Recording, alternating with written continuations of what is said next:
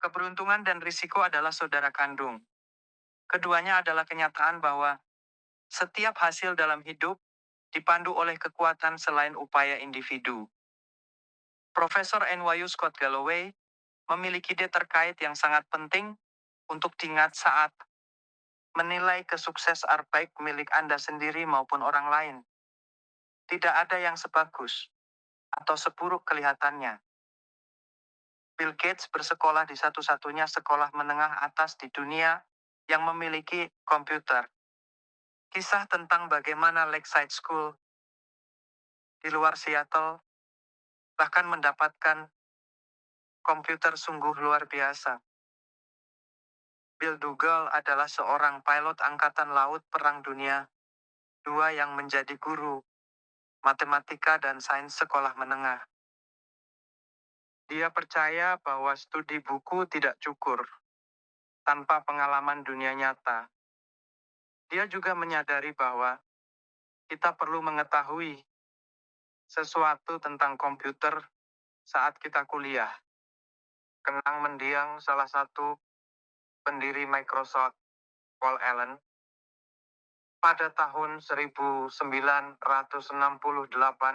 Dougal mengajukan petisi kepada Lakeside School Mothers Club untuk menggunakan hasil dari penjualan penggeledahan tahunannya sekitar S3000 untuk menyewa komputer teletype model 30 yang dihubungkan ke terminal mainframe General Electric untuk pembagian waktu komputer. Seluruh gagasan pembagian waktu baru ditemukan pada tahun 1965, kata Gates kemudian. Seseorang cukup berwawasan ke depan. Sebagian besar sekolah pasca sarjana, universitas tidak memiliki komputer secanggih yang dapat diakses oleh Bill Gates di kelas 8. Dan dia tidak bisa mendapatkan cukup itu. Gates berusia 13 tahun pada tahun 1968, ketika dia bertemu teman sekelasnya Paul Allen. Allen juga terobsesi dengan komputer sekolah, dan keduanya cocok. Komputer Lakeside bukan bagian dari kurikulum umumnya. LTU adalah program studi mandiri. Bill dan Paul bisa bermain-main dengan benda itu di waktu senggang mereka, membiarkan kreativitas mereka meniadi liar sepulang sekolah larut malam di akhir pekan. Mereka dengan cepat meniadi ahli komputasi. Dalam salah satu sesi larut malam mereka, Allen mengingat Gates menunjukkan kepadanya majalah Fortune dan berkata, "Menurut Anda, bagaimana rasanya menjalankan perusahaan Fortune 500?" Allen mengatakan dia tidak tahu. Mungkin kita akan memiliki perusahaan komputer sendiri suatu hari nanti, kata Gates. Microsoft sekarang bernilai lebih dari $1 triliun. Sedikit matematika cepat. Pada tahun 1968, ada sekitar 303 juta orang usia sekolah menengah di dunia. Menurut PBB, sekitar 18 juta dari mereka tinggal di Amerika Serikat. Sekitar 270.000 dari mereka tinggal di negara bagian Washington. Sedikit lebih dari 100.000 dari mereka tinggal di negara bagian Washington di daerah Seattle. Dan hanya sekitar 300 dari mereka yang bersekolah di Lakeside School, mulai dengan 303 juta, akhiri dengan 300. 1 dari sejuta siswa sekolah menengah menghadiri sekolah menengah yang memiliki kombinasi uang tunai dan pandangan ke depan untuk membeli komputer. Bill Gates kebetulan menjadi salah satunya. Gates tidak malu tentang apa artinya ini. Jika tidak ada Lakeside, tidak akan ada Microsoft, katanya kepada kelas kelulusan sekolah pada tahun 2005. Gates sangat cerdas, bahkan lebih pekerja keras, dan sebagai remaja memiliki visi untuk komputer yang bahkan sebagian besar eksekutif komputer berpengalaman tidak dapat memahaminya. Dia juga memiliki 1 dari sejuta awal dengan pergi ke sekolah di Lakeside. Sekarang izinkan saya memberitahu Anda tentang teman Gates, Ken Evans. Dia mengalami dosis yang sama kuatnya dengan saudara, dekat keberuntungan, risiko. Bill Gates dan Paul Allen menjadi nama rumah tangga berkat kesuksesan Microsoft. Tapi, di Lakeside ada anggota ketiga dari geng ahli komputer sekolah menengah ini. Kent Evans dan Bill Gates menjadi teman baik di kelas 8. Evans, menurut catatan Gates sendiri, adalah siswa terbaik di kelas. Keduanya berbicara di telepon jumlah yang konyol, kenang Gates dalam film dokumenter Inside Bill's Brain. Saya masih tahu nomor telepon Kent, katanya. 525 tanda, hubung 7851. Evans sama terampilnya dengan komputer seperti Gates dan Allen. Lakeside pernah berjuang untuk menyusun jadwal kelas sekolah secara manual, kerumitan yang rumit untuk mendapatkan ratusan siswa kelas Fana, mereka butuhkan pada waktu Fana tidak bertentanaan dengan kursus lain. Sekolah menugaskan Bill dan Ken, anak-anak, dengan ukuran apapun, untuk membuat program komputer untuk memecahkan masalah. L2 berhasil. Dan tidak seperti Paul Allen, Ken berbagi pikiran bisnis dan ambisi yang tak ada habisnya dengan Bill. Ken selalu membawa koper besar, seperti tas pengacara. Kenang Gates. Kami selalu merencanakan apa yang akan kami lakukan 5 atau 6 tahun ke depan. Haruskah kita pergi menjadi CEO? Dampak seperti apa yang bisa Anda dapatkan? Haruskah kita pergi menjadi jenderal? Haruskah kita pergi menjadi duta besar? Apapun itu, Bill dan Ken tahu mereka akan melakukannya bersama. Setelah mengenang persahabatannya dengan Ken, Gates menghilang. Kami akan terus bekerja sama. Aku yakin kita akan pergi ke perguruan tinggi bersama-sama. Ken bisa menjadi mitra pendiri Microsoft dengan Gates dan Allen. Tapi itu tidak akan pernah terjadi. Ken meninggal dalam kecelakaan pendakian gunung sebelum dia lulus SMA. Setiap tahun ada sekitar 3 lusin kematian pendaki gunung di Amerika Serikat Moai. Kemungkinan terbunuh di gunung di sekolah menengah kira-kira 1:1.000.000. Bill Gates mengalami 1 dari 1.000.000 keberuntungan dengan berakhir di Lakeside. Ken Evans mengalami 1 dari 1.000.000 risiko dengan tidak pernah menyelesaikan apa yang dia dan Gates ingin capai. Gaya yang sama, besarnya sama, bekerja dalam arah yang berlawanan. Keberuntungan dan risiko adalah kenyataan bahwa setiap hasil dalam hidup dipandu oleh kekuatan selain upaya individu. Mereka sangat mirip, sehingga Anda tidak bisa mempercayai yang satu tanpa menghormati yang lain. Keduanya terjadi karena dunia terlalu kompleks untuk membiarkan Ayo Selenanes tindakan Anda mendikte suatu sehranas hasil Anda. Mereka didorong oleh hal yang sama.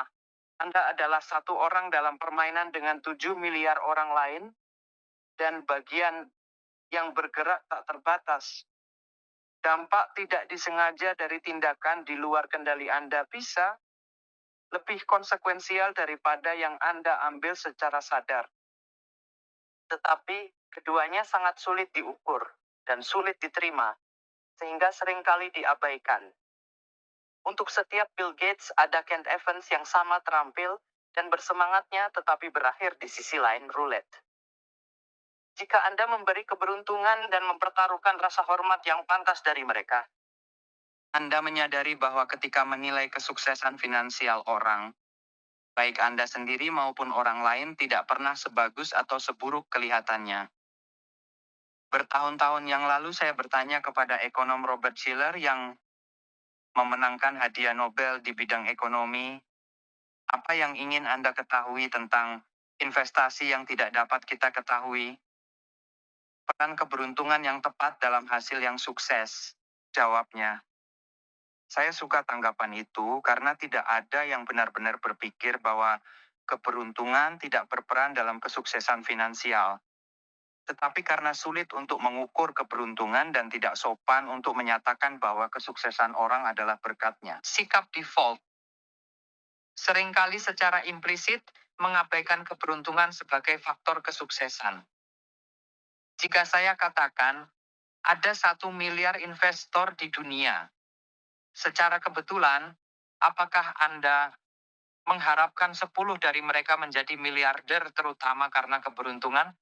Anda akan menjawab, tentu saja. Tapi kemudian jika saya meminta Anda untuk menyebutkan nama investor itu secara langsung, Anda kemungkinan akan mundur. Saat menilai orang lain, menghubungkan kesuksesan dengan keberuntungan membuat Anda terlihat cemburu dan jahat, meskipun kita tahu itu ada. Dan ketika menilai diri sendiri, menghubungkan kesuksesan dengan keberuntungan bisa terlalu melemahkan semangat untuk diterima. Ekonom Bhaskar Mazumdar telah menunjukkan bahwa pendapatan di antara saudara lebih berkorelasi daripada tinggi atau berat badan. Jika Anda kaya dan tinggi, kemungkinan besar kakak Anda juga kaya daripada dia tinggi. Saya pikir sebagian besar dari kita secara intuitif tahu ini benar. Kualitas pendidikan Anda dan pintu yang terbuka untuk Anda sangat terkait dengan status sosial ekonomi orang tua Anda. Tapi temukan saya 2 saudara kaya dan saya, mereka akan menunjukkan kepada Anda 2 pria yang tidak berpikir temuan penelitian ini berlaku untuk kegagalan yang bisa berupa apa saja, mulai dari kebangkrutan hingga tidak tercapainya. Tujuan pribadi sama-sama disalahgunakan. Apakah bisnis yang gagal tidak berusaha cukup keras?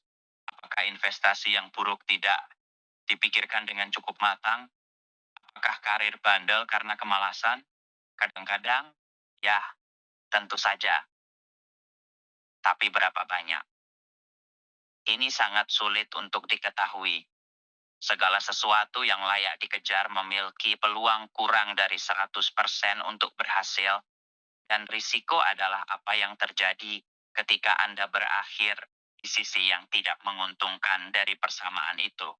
Seperti halnya keberuntungan, ceritanya menjadi terlalu sulit, terlalu berantakan, terlalu rumit jika kita mencoba untuk memilah-milah seberapa banyak hasil yang merupakan keputusan sadar versus risiko. Katakanlah saya membeli saham, dan 5 tahun kemudian hilang entah kemana. Mungkin saja saya membuat keputusan yang buruk dengan membelinya sejak awal. Mungkin juga saya membuat keputusan bagus yang memiliki peluang 80% menghasilkan uang, dan kebetulan saya berakhir di pihak 20% yang tidak beruntung. Bagaimana saya tahu yang mana? Apakah saya membuat kesalahan, atau apakah saya hanya mengalami realitas risiko? Dimungkinkan untuk mengukur secara statistik apakah beberapa keputusan bijaksana. Tapi di dunia nyata, hari ke hari, kita tidak melakukannya. Ini terlalu sulit. Kami lebih suka cerita sederhana yang mudah tetapi sering menyesatkan. Setelah menghabiskan waktu bertahun-tahun di sekitar investor dan pemimpin bisnis, saya menyadari bahwa kegagalan orang lain biasanya dikaitkan dengan keputusan yang buruk, sementara kegagalan Anda sendiri biasanya dikaitkan dengan sisi gelap risiko. Saat menilai kegagalan Anda, saya cenderung lebih suka cerita sebab dan akibat yang bersih dan sederhana, karena saya tidak tahu apa yang terjadi di dalam kepala Anda. Kamu mendapat hasil yang buruk, jadi itu pasti disebabkan oleh keputusan yang buruk. Adalah cerita yang paling masuk akal bagiku. Tetapi ketika menilai diri sendiri, saya dapat membuat narasi liar yang membenarkan keputusan masa lalu saya dan menghubungkan hasil buruk dengan risiko. Sampul majalah Forbes tidak merayakan investor miskin yang membuat keputusan yang baik tetapi kebetulan mengalami sisi risiko yang tidak menguntungkan. Tapi hampir pasti merayakan investor kaya yang membuat keputusan oke atau bahkan sembrono dan kebetulan beruntung. Keduanya melempar koin yang sama yang kebetulan mendarat di sisi yang berbeda. Bagian yang berbahaya dari ini adalah bahwa kita semua mencoba untuk belajar tentang apa yang berhasil dan apa yang tidak dengan uang. Strategi investasi apa yang berhasil, yang mana yang tidak. Strategi bisnis apa yang berhasil, yang mana yang tidak.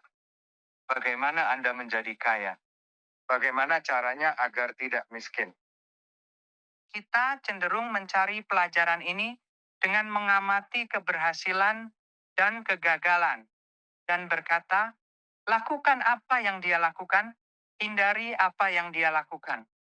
Jika kita memiliki tongkat ajaib, kita akan mengetahui dengan tepat berapa proporsi hasil ini yang disebabkan oleh tindakan yang berulang versus peran risiko acak dan keberuntungan yang mempengaruhi tindakan tersebut dengan satu atau lain cara. Tapi kami tidak punya tongkat ajaib. Kami memiliki otak yang lebih memilih jawaban yang mudah tanpa banyak selera untuk nuansa. Jadi, mengidentifikasi sifat-sifat yang harus kita tiru atau hindari bisa sangat sulit. Izinkan saya menceritakan kepada Anda kisah lain tentang seseorang yang, yaitu Bill Gates, sangat sukses. Tetapi kesuksesannya sulit dijabarkan sebagai disebabkan oleh keberuntungan atau keterampilan.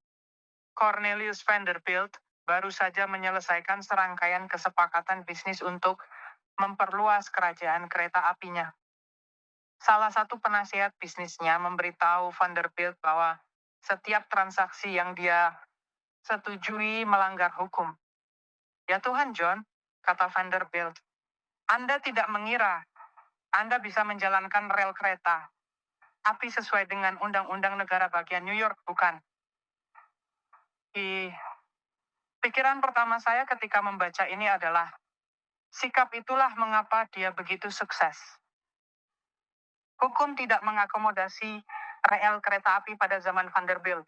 Jadi dia berkata, persetan dengan itu dan tetap melanjutkan.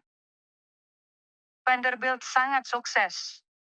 Jadi tergoda untuk melihat hukumnya memamerkan yang terkenal buruk dan vital bagi kesuksesannya. Sebagai kebijaksanaan yang bijak. Visioner yang suka berkelahi itu tidak membiarkan apapun menghalangi jalannya. Tetapi, seberapa berbahayakah analisis itu? Tidak ada orang waras yang akan merekomendasikan kejahatan mencolok sebagai sifat kewirausahaan. Anda bisa dengan mudah bayangkan kisah Vanderbilt berubah jauh berbeda. Penjahat yang perusahaan mudanya runtuh di bawah perintah pengadilan. Jadi kita punfa masalah di sini.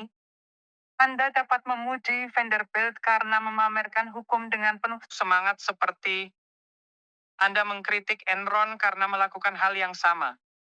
Mungkin satu beruntung dengan menghindari tangan hukum sementara yang lain menemukan dirinya di sisi risiko.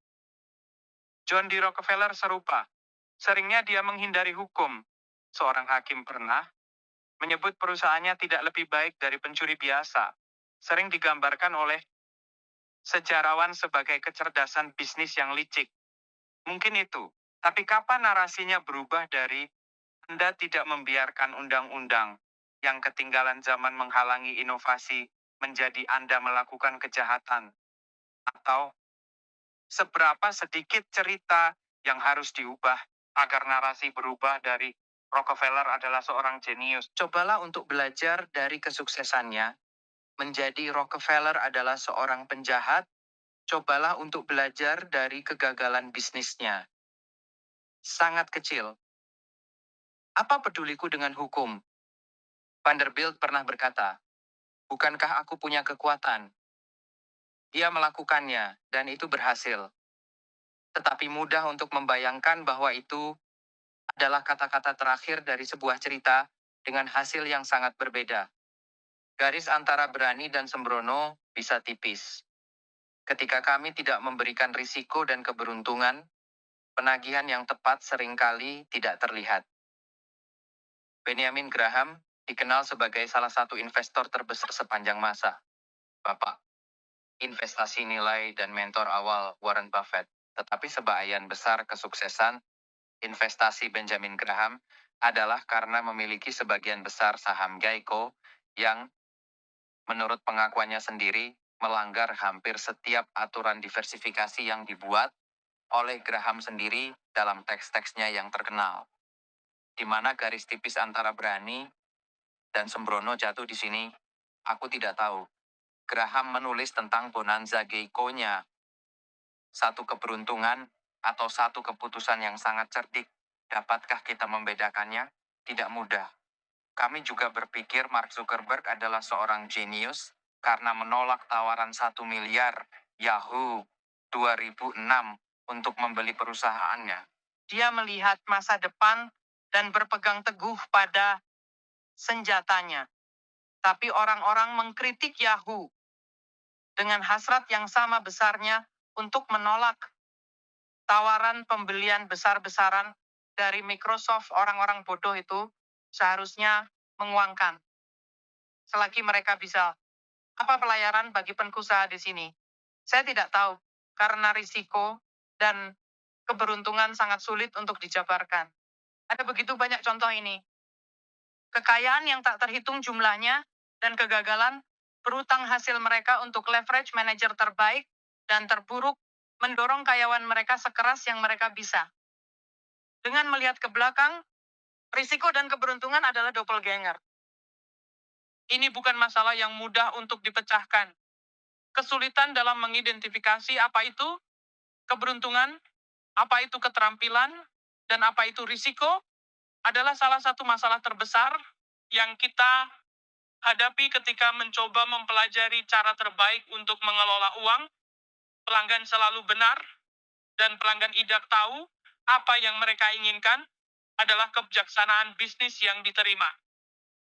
Garis antara sangat berani dan sangat ceroboh bisa setebal 1 milimeter dan hanya terlihat. Tetapi dua hal dapat mengarahkan Anda ke arah yang lebih baik. Berhati-hatilah dengan siapa yang Anda puji dan kagumi. Berhati-hatilah dengan siapa yang Anda pandang rendah dan ingin Anda hindari. Atau berhati-hatilah saat mengasumsikan bahwa 100% hasil dapat dikaitkan dengan upaya dan keputusan. Setelah putra saya lahir, saya menulis surat kepadanya yang sebagian berbunyi. Beberapa orang dilahirkan dalam keluarga yang mendorong pendidikan, yang lain menentangnya. Beberapa dilahirkan dalam ekonomi berkembang yang mendorong kewirausahaan, yang lain dilahirkan dalam perang dan kemelaratan. Saya ingin Anda sukses, dan saya ingin Anda mendapatkannya. Tapi sadarilah bahwa tidak semua kesuksesan itu karena kerja keras, dan tidak semua kemiskinan itu karena kemalasan. Ingatlah hal ini saat menilai orang, termasuk diri Anda sendiri. Oleh karena itu, kurangi fokus pada individu dan studi kasus tertentu dan lebih pada pola yang luas. Mempelajari orang tertentu bisa berbahaya karena kita cenderung mempelajari contoh ekstrem, miliuner, CEO, atau kegagalan besar yang mendominasi berita. Dan contoh ekstrem seringkali paling tidak dapat diterapkan pada situasi lain, mengingat kompleksitasnya. Semakin ekstrem hasilnya, semakin kecil kemungkinan Anda dapat menerapkan pelajarannya pada kehidupan Anda sendiri. Karena semakin besar kemungkinan hasil dipengaruhi oleh ujuk keberuntungan atau risiko yang ekstrim. Anda akan lebih dekat dengan takeaways yang dapat ditindaklanjuti dengan mencari pola keberhasilan dan kegagalan yang luas. Semakin umum polanya, semakin dapat diterapkan untuk hidup Anda. Sulit untuk meniru kesuksesan investasi Warren Buffett karena hasilnya sangat ekstrem, sehingga peran keberuntungan dalam kinerja seumur hidupnya sangat mungkin tinggi, dan keberuntungan bukanlah sesuatu yang dapat Anda tiru dengan andal. Tetapi menfadari, seperti Fang, akan kita lihat di bab 7, bahwa orang yang memiliki kendali atas waktu mereka cenderung lebih bahagia dalam hidup adalah pengamatan yang cukup umum dan luas, sehingga Anda dapat melakukan sesuatu dengannya. Sejarawan favorit saya, Frederick Lewis Allen, menghabiskan karirnya dengan menggambarkan kehidupan rata-rata orang Amerika rata-rata, bagaimana mereka hidup, bagaimana mereka berubah, apa yang mereka lakukan untuk bekerja, apa yang mereka makan untuk makan malam, dan lain-lain. Ada pelajaran yang lebih relevan untuk diambil jauh dari jenis ini. Pengamatan yang lebih luas daripada yang ada dalam mempelajari karakter ekstrim yang cenderung mendominasi berita. Bill Gates pernah berkata, sukses adalah guru yang buruk. Ini menggoda orang-orang pintar untuk berpikir bahwa mereka tidak bisa kalah. Ketika segala sesuatunya berjalan dengan sangat baik, sadarilah bahwa itu tidak sebaik yang Anda pikirkan. Anda tidak terkalahkan, dan jika Anda mengakui bahwa keberuntungan membawa Anda sukses, maka Anda harus percaya pada sepupu keberuntungan, risiko yang dapat membalikan cerita Anda dengan cepat, tetapi hal yang sama berlaku di arah lain. Kegagalan bisa menjadi guru yang buruk, karena hal itu menggoda orang-orang pintar untuk dalam kesuksesan, peran risiko, berarti kita harus memaafkan diri sendiri dan meninggalkan ruang untuk memahami ketika menilai kegagalan. Berpikir bahwa keputusan mereka buruk ketika kadang-kadang mereka hanya mencerminkan realitas risiko yang tak kenal ampun. Trik ketika menghadapi kegagalan adalah mengatur kehidupan keuangan Anda sedemikian rupa sehingga investasi yang buruk di sini dan tujuan keuangan yang terlewatkan tidak akan menghapus Anda, sehingga Anda dapat terus bermain sampai peluang menguntungkan Anda. Tetapi yang lebih penting adalah bahwa sebanyak kita mengenali peran keberuntungan, tidak ada yang sebaik atau seburuk kelihatannya. Sekarang mari kita lihat kisah dua pria yang mendorong keberuntungan mereka.